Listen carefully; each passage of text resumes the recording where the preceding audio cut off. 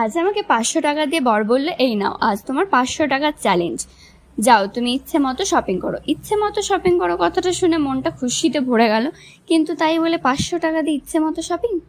সে যাই হোক, 500 টাকার চ্যালেঞ্জ যেহেতু, তাই আমি চলে গেছিলাম জুডিওতে। আর কি কি শপিং করতে পারি সেটাই চলো দেখি। হাই এভরিওয়ান, আমার আজকের আবারও একটা ছোট ব্লগে তোমাদের সবাইকে অনেক স্বাগত জানাই। বেশ কয়েকদিন গুয়াহাটির ওয়েদার ভীষণ খারাপ থাকার কারণে প্রয়োজন থাকা সত্ত্বেও একদমই বেরোতে পারিনি। বৃষ্টি থেমে ওয়েদার ঠিক হতেই বেরিয়ে পড়েছিলাম সংসারের কিছু কেনাকাটা করতে। বিশেষ করে চালটা মনের মতো না হলে একদমই ভাত খাওয়া যায় না।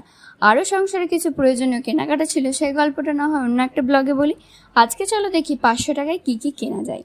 আমার তো অনেক কিছুই পছন্দ হচ্ছিল, চারিদিকে এত কিছু জিনিস আমি একবার করে দেখছি, কিন্তু আমার মাথায় ছিল আমাকে আজকে 500 টাকার মধ্যেই শপিং করতে হবে।